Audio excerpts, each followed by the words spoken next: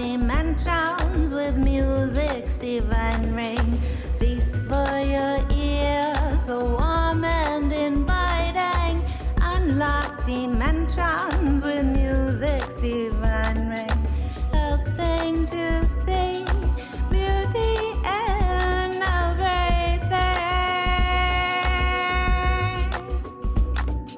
Tumbling and churning, these heart sounds returning. Our true selves yearning, perfection in learning. Beauty is in everything.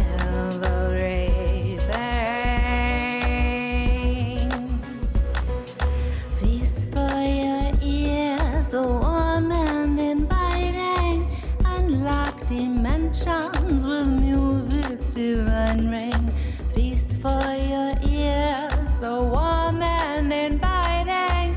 Unlock dimensions with music's divine ring. Helping to see beauty in everything.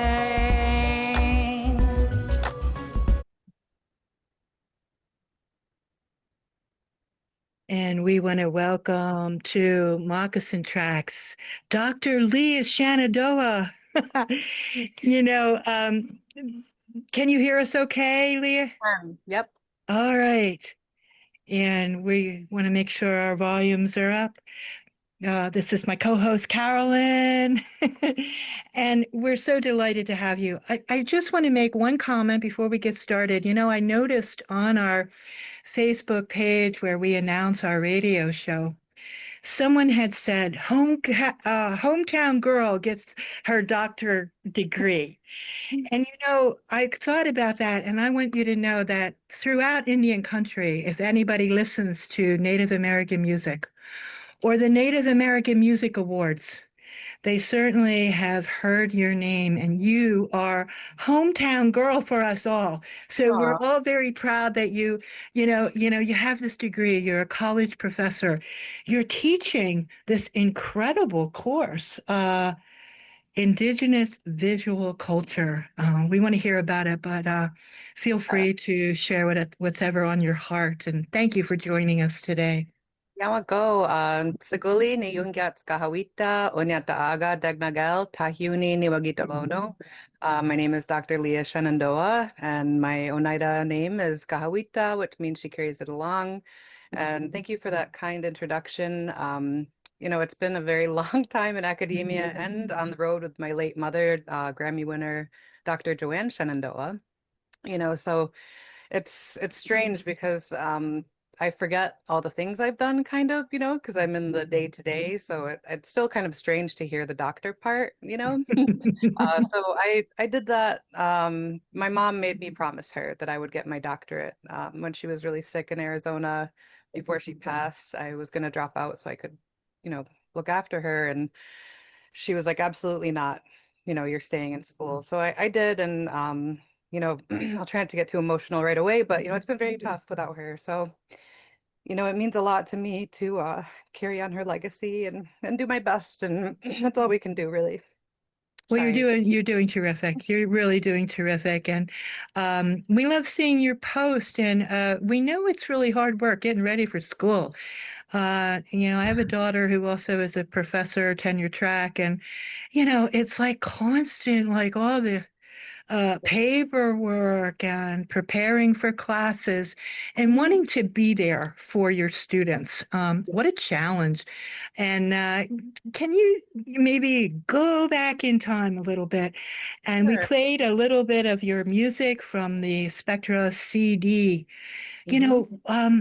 How did you get into like electronica music? And, like that just seems really different. You got your traditional stuff. I know you're influenced greatly by your family and participating, with song. Maybe you could talk a little bit about your musical, progression of doing music in your youth. So, I believe the first time I sang was with my mom when I was 5 at the Milwaukee Summerfest, and it was in front of 5,000 people, and I didn't care, right? I was 5, and I was getting, I think, $25 after. So I would sing, Wow. go out walking after midnight, and then also forget the name of the song, but it was something about stealing a candy bar. I met old Rita, like an old time, 49 song. So, I was raised on the road and on the stage, and I took that for granted really now, looking back because my mom is such an icon, and it's different, being her daughter and then knowing, how the public views her, and her music sounds so much different now. But the funny story of how I got into electronica is she took me to my first rave when I was 8 in Germany.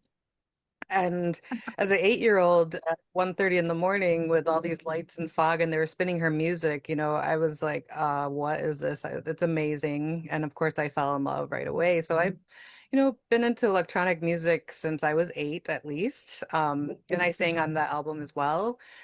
And I'm an introvert and an empath, and I'm very sensitive. So I really wasn't made for the limelight like my mom was. She was made for the stage, right? She had such a presence, and she was just so charming and lovely. And I do have those qualities, but of course my own, personal style is much different. And into like electronic music, I was into, going to raves, obviously. I dyed hair and all kinds of tattoos and stuff. So we each have our own flavor. So, I actually sang with Arrested Development, the band, not the TV show, at the Fest, which was a dream come true because I'm a huge fan. And we met JJ Boogie, who produced my album. And so Speech from Arrested Development had given me a quote to use on my album. And the late Robert Orduño's artwork was on there. And his birthday was actually yesterday. So I have this really amazing, opportunities that, reflecting back on that, it was so normal for me. I didn't realize that people really cared deeply about these things like, fame and all that. Like, I don't I guess it's a privilege to not want it. And I prefer to like focus on community building and creating safe spaces for my students. First and foremost, being a good mom, and trying to help my dad. He's been very sick this year. So, and I've been a caregiver for at least 12 years, because of my mom's illness and then my son. So, and now my dad has also been unwell. So it's tough, but I'm tougher. And, we come from a strong stock. And I always say that I actually have it tattooed on my it's probably backwards, but it says still here Oh, because yeah. and I've been through a lot and I don't really publicize everything I've been through, but I think I could probably write a book or a Lifetime movie with the experiences I've had. So but it's been quite wild. Like I think people see glamour and fame and things, but they don't understand what comes with that, right? All the traveling and it was hard as a kid doing that. So that's why I went to college for 17 years so I could have a stable degree and a home base for my kid because it's really not a place for a kid to grow up on the road. I hated it. But I will say, I miss dearly singing with my mom. So that was that was the best part was the singing and seeing amazing things around the world. I don't want to seem ungrateful. It was definitely a unique experience and perspective. And I want to get back into singing. We did get a NAMI for Best Honor Song, and that was, I think was one of the last albums my mom recorded on. She did the Rattle, and we recorded in Sherrill, New York with my cousins, George Sklavos and Guy Stout. And we call it Hodinacore because it was like really a different direction than, my electronic album. So it was a fun project named Hannah Bones, who is my oldest known ancestor on my biological father's side. And she was buried in a witches' cemetery in the 1800s. So I was kind of trying to, emulate this sort of, I think she was probably a medicine woman, right? I think a lot of things were lost in translation through colonization and things like that. But it was a really fun project. We did that over COVID, so we were practicing and doing things. It's not my normal style, I would say, but I love the concept. We were focusing on Indigenous rights and issues. We wrote a lot of really great stuff, but life has been lifing. So, I had time to do much of my creative work. I have, things I want to release. And I'm in Toronto with my family right now, so Oh, wow. looking to find a studio where I can lay down some tracks. The nice thing about, being my mother's daughter is I'm studio trained and performance trained, 30 plus years. So that stuff is really, I'm easy and confident, doing those things. Um, so I have, some jazz stuff I'd like to release. I'd like some like jazz electronica. Ooh, wow. It's like how my We're mom, excited. how my mom just did what she wanted, she instilled that in me. And her legacy is just eternal, and the amount of people's lives she touched is wild, and we're still reeling from her passing. Like, Oh, it's so yeah. crazy. And I Mhm. think that's what people don't necessarily understand.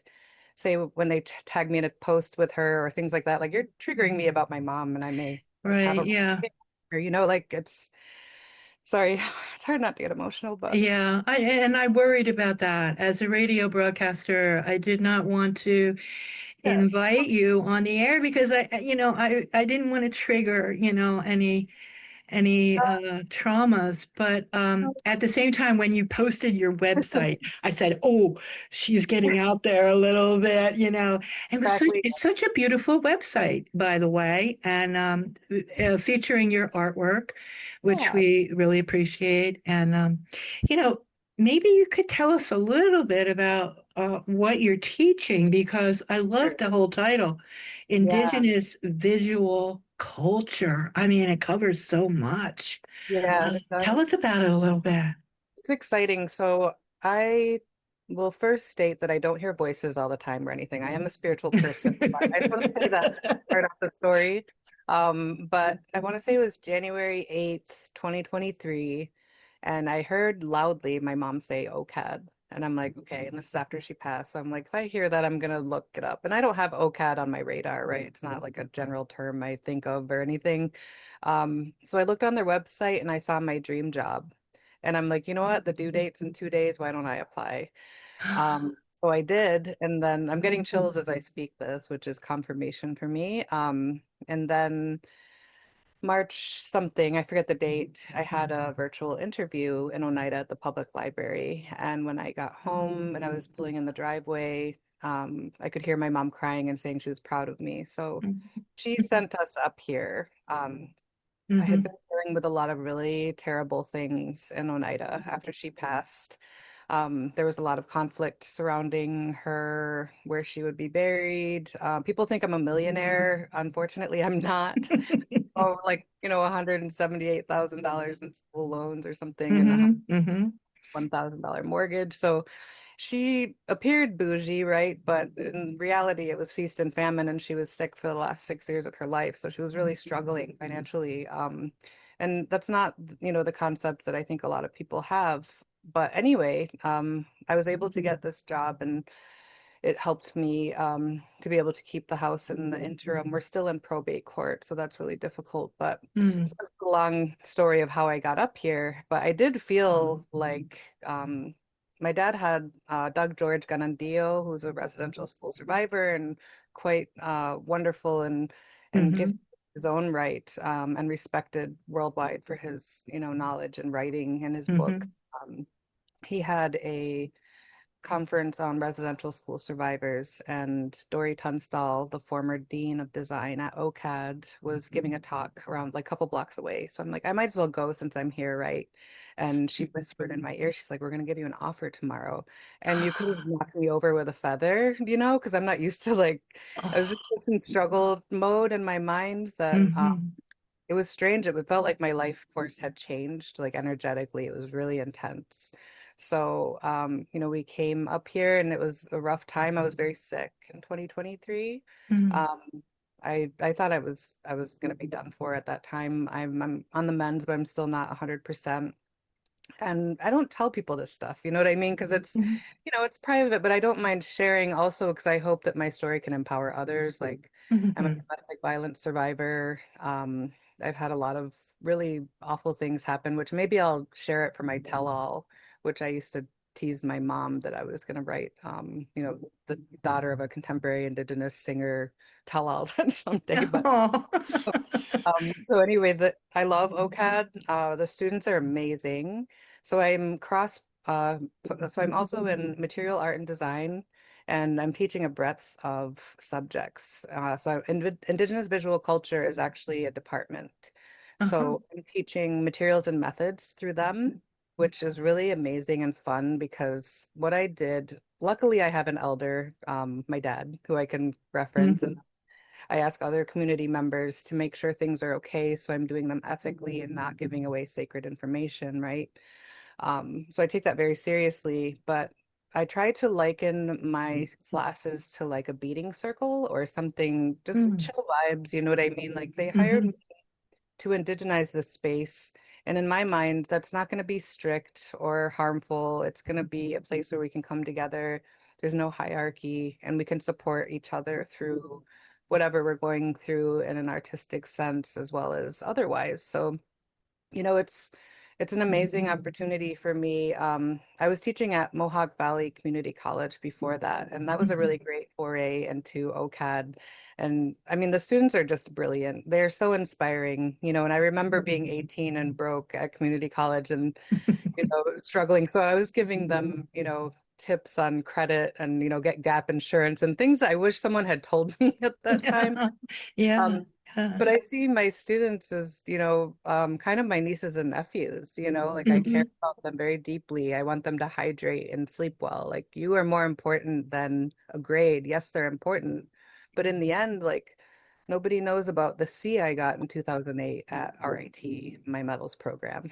You know what I mean? So I think it's definitely hard. It's sort of a square peg in a round hole trying to indigenize a colonial institution. However, I know that the students who need it are receptive to what I'm offering, and that includes neurodiverse students. I'm also neurodiverse and have disabilities.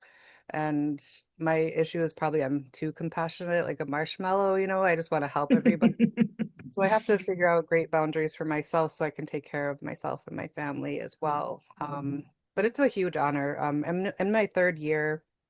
Um, I'm teaching also like research through material art and design, professional practice. Um, there's more like intro to jewelry. There's probably more I can't think of off the top of my head, but it's been an amazing journey so far. And the reason I went to, you know, for my PhD was I was heavily recruited by Cornell, and then I didn't even know they had an apparel design program. Once I found out, I was like, of course, I love sewing, and um, my academic career has been quite long and spanned, I guess, 17 years total.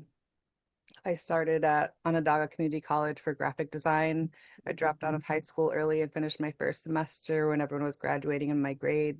Then I went to SU for textiles, and I was in fashion design, then I switched to textiles. I got my bachelor of science cum laude from SU, and then I went to RIT for metals and jewelry for my MFA, and that was magna cum laude. And then I finally got my doctorate, in last December, and that was rough. Like I lost my mom, I had my son in my third year. I was robbed twice. You know, Oh. I, I've been targeted a lot in my community because of my mom's career, which people don't know. But I'm like, again, I'm still here, like those are just things. My spirit is strong. My ancestors survived genocide and systemic, erasure. So I come from strong stock and I don't give up easily. And I have people to defend and protect, right? My family. So Yeah. it's a huge, long story, but hopefully it can inspire other people because I believe 1 out of 7,000 Indigenous people get a PhD in the US, and that's 1/3 of 1%. And Whoa. only Yeah. 1% of people who get a PhD. So clearly there's a huge lack in Indigenous knowledge that we need out there. So Absolutely. Yeah. this would be a good time to pitch the Hiawatha Institute. Yes, yes. So that's And I would love to talk to Doug George again. he's actually You in the know, other room.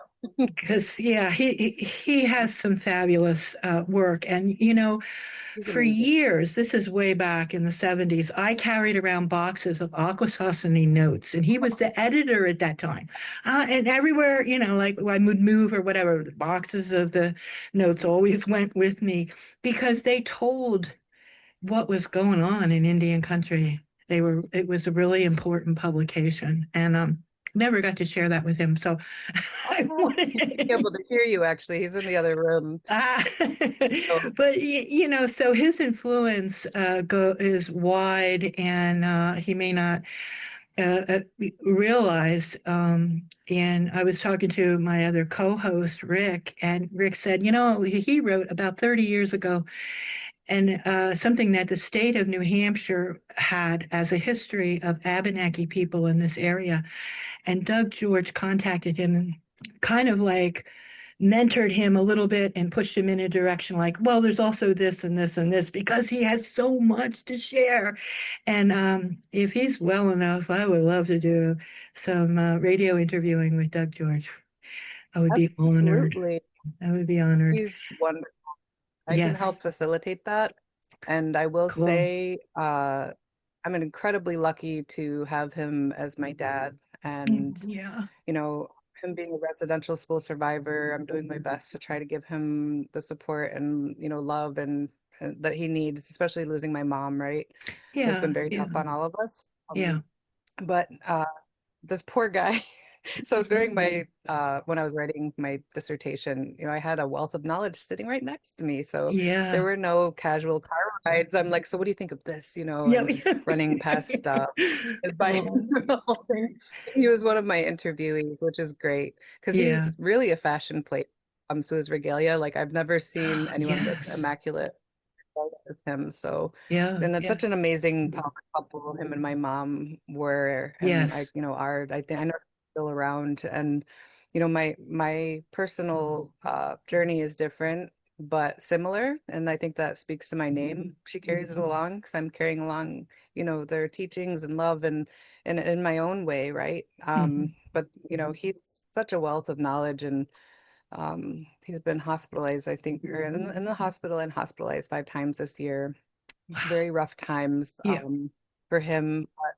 But, like I said, I've been a caregiver for 12 years, and I joke that I'm a little like Nurse Ratched because you have to kind of be sometimes kind of on them. And, you got to listen to it's not fun, but somebody's got to do it. So, but we Yeah. love him very much, and he's going to be around, for a while, hopefully, because the world needs what he has to Oh, say, absolutely. Absolutely. We walking in we need it. yes. Yeah. Yeah. Oh, wow. Well, you have gifted us with such wonderful presence today. Thank you for being with us. And we sit in your classes. I was wondering, are your students making art? Are they creating jewelry? And is traditional crafting popular? So I think it varies a lot. So with the lecture courses, it's more, Hmm. academic. However, I am pushing for Indigenous methodologies to be incorporated because I had to fight my entire academic career to be heard and use my primary voice, right? But it's just about learning like the secret gate kept words to use in order to back yourself. Yeah. So my students, they do, Here Comes My Son. Thank All you. right. So that's the Lego he built, which you may or may not be able to. Ooh, beautiful. It looks like a spider with Yep, he did that fangs. Oh my himself. goodness, that's a My little little scary. my little genius over here. He's awesome. Doing a great job at school. So I'm very proud Mhm. of All him. right. Grade two. He's in Cool. um I forget what I was saying now. I don't know what it was. Sorry. Totally Well, just the methodologies coming oh yeah. into your courses and, Yeah. more of that hands-on. I was Yeah. interested to hear about. So we Yeah. do, so I'm working right now in thesis development. So they'll be creating their thesis, and I have had a Wow. lot of Hmm. students 4, which is exciting. And I feel like it's going to be a lot of emotional support because I want people to do what they love. I'm not there to harm Yes. anybody. Like, I know that everyone has their own creative fire, and I want to nurture that. Um, and which is not always like that, right, in academia. So that's why I try really hard to go the other direction with it. So I've in the Indigenous visual culture class, for example, we made dream catchers, which were ethically sourced. We offered, made an offering for it, and it was a wonderful experience to be able to do that. And I have to be mindful that, we have students who are international and of every background. So that's why I'm very cautious in what I share, how I share it, and how I speak about things. And we play a lot of great movies like that are based on Indigenous life, from a lot of my friends. I think there's one, the Ohologo Under the Husk. I play for them Oh, in yeah, the yeah. Creator Game, things like that. So it's cool, like the amount of people that I know, like Indigenous country is filled with so many talented Hmm. people and so it's fun. So the intro to jewelry course, they're basically just doing like basic, jewelry stuff, but some of the stuff they make is just stunning, right? And Hmm. with the Indigenous visual culture course, it's I'm probably going to keep to the same type of thing because it's, safe, but we make, like either baby moccasins or moccasins out of felt. Different things like that. I'm not huge into beadwork, but I should probably learn a bit more because I would like to teach that at some point as well. Hmm.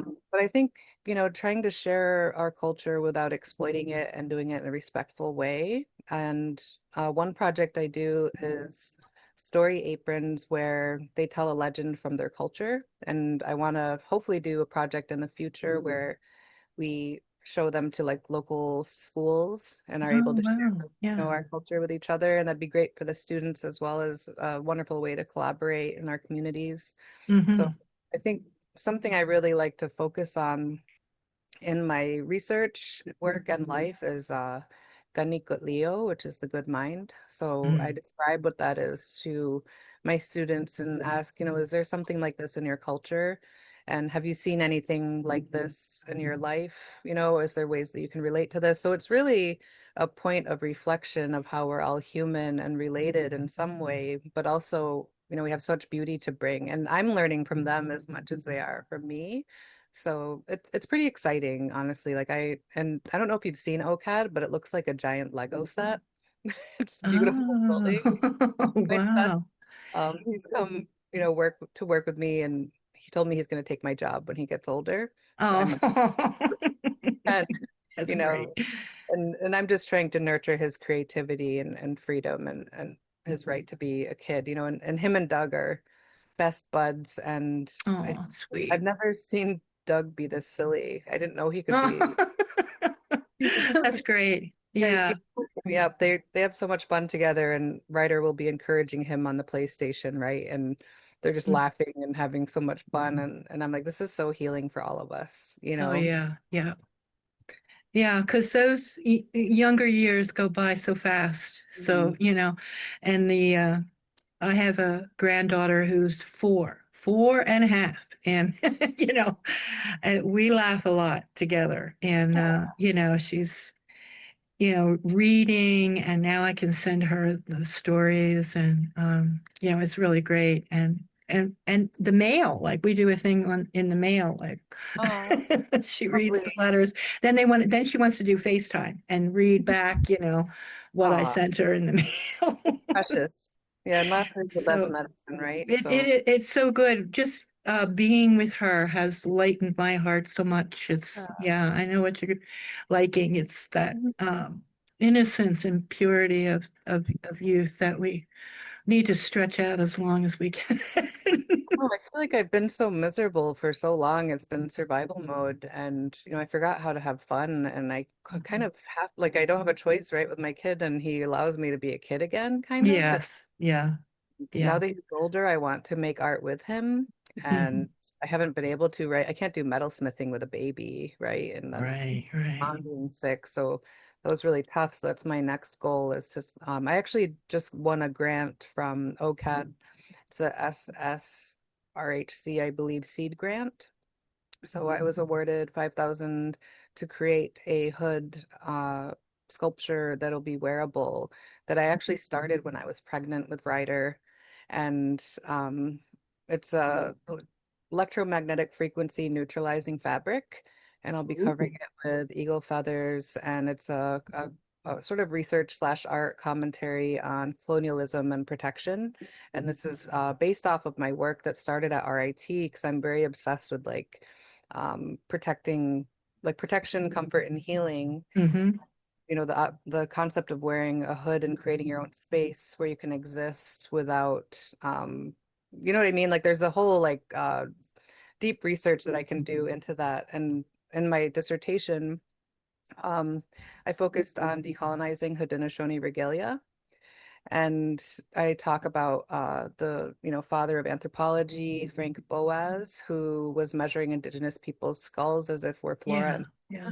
so in the end, I sort of dedicate the dissertation to my son and discuss how, we have rather large heads and we're smart and, we're basically using that against them, like in a sort of creative and loving way, So I'm excited to do that research and it sort of pushes me forward to create something new too. So Mm-hmm. I have I have also have a fashion line I'm going to be dropping whenever Wow. in my Oh, free cool. time. Wow. So Yeah. streetwear version, couture version, and then an avant-garde sculpture version. Oh, So wow. there's a Cool. lot happening. I'd like to start creating art and jewelry again too. So there's art, jewelry, music, sculpture. There's so much happening. But I'm a mom first, so in reality, everything takes probably 10 times longer. Yeah. Our guest, Dr. Leah Shenandoah, is speaking to us from Toronto. We get a lot of music from Toronto. I don't know if you're experiencing this world beat, but wonderful. Look for Lula World Records. I know they have a lot of venues and they support a lot of the world music up there in Toronto. Some really wonderful indigenous music. And just from all over Africa. We get a lot of digital promotions to Cool. play on the radio, and but they're one of my favorite. Um, Yeah, yeah, you I'm looking know, for collaborators. I need a band. I need a place to record. I think all this mm. will happen when the time's right, and Oh I feel yeah, yeah. great. You're in a good area, from what Yeah, I understand. I haven't been up there, but just what I'm receiving here at the radio station, yeah, exciting. it's like Um, and the other thing I did want to mention with the Hiawatha Institute yes, is yes. we are, and my dad's much better at talking about this than me. I am their newest board member, and we're looking to take root at Wells College. So we're very hopeful that this can happen. We have funding, and we have a lot of people interested, and that there's no Indigenous college on the East Coast, and there's so much a wealth of knowledge that is necessary to support not only Indigenous people but our allies, right? Hmm. So it's Hmm. on traditional Cayuga land. So I'm Oh, willing to great. Yeah, dedicate the rest of my life to that cause if possible. yeah, yeah. Yeah, well, because it's what the earth needs too. It's what we all need to survive, in these times. So it's a beautiful, beautiful project. I'd love to, have Doug George on. He could talk about this. This is something that would be really cool. It's just been such an honor to hear about your work. Uh, Good for you. Congratulations again, because it's even when you tell us about it, it's just so beautiful. One thing I would like to ask you about well, actually, two things. I know you have a certain thing with feathers because I could see the feathers, the pictures on your website, but also you offer the whole package as a bundle for protection, comfort, and healing. I was wondering if you could just explain that a little bit. Yeah, so when I'm creating art, I pray and smudge usually and ask for a good mind. And so the energy that I'm carrying transmutes through the art that I'm making.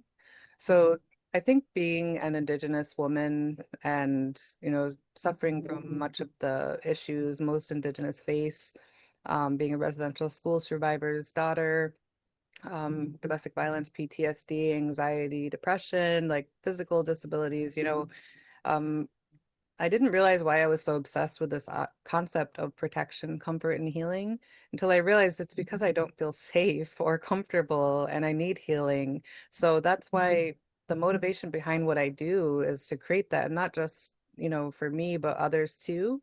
I did have a one-woman show at the Longyear Gallery at Colgate, and a couple had come up to me afterwards. We had a concert in the town with my mom, and they said they lost their son in Afghanistan, and they went and saw my exhibit without reading anything about it.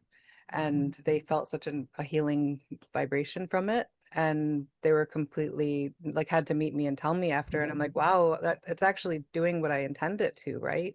So I'm Hmm. very much into working. So I dream about a lot of my work. I have lots of projects waiting in the ether for me to make. I just like again don't have the time, but my sacred bundle is my love, and that comes through my voice, my hands, my heart, my spirit. It's genuine, it's compassion.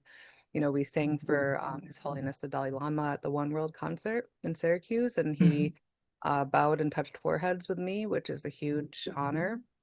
And, I was into Buddhism for a while, and they're very similar with Haudenosaunee ideology. So, there's all these beautiful synchronicities in my life, and Hmm. I'm very honored to try to carry that on in the best way possible. So that's what that, concept is based on. And I'm the first Indigenous person to graduate with a PhD from Cornell, which is kind of wild to me considering that it's, Wow, yeah.